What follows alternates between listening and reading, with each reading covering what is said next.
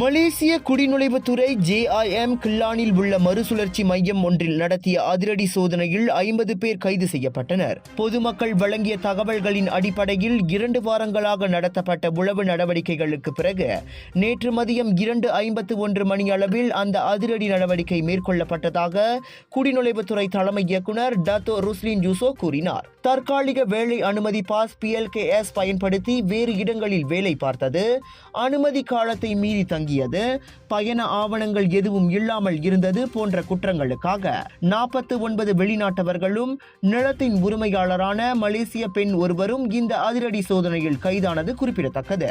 மலேசிய குடியுரிமை சட்டம் 1959 அல்லது 1963, பாஸ்போர்ட் சட்டம் 1966 மற்றும் குடியுரிமை விதிமுறை 1963 ஆகியவற்றின் கீழ் குற்றஞ்சாட்டப்பட்ட இவர்கள் அனைவரும் மேல் விசாரணைக்காக மலாக்காவில் உள்ள மாக்காப் உம்போ குடியுரிமை நிலையத்திற்கு அனுப்பப்பட்டனர்.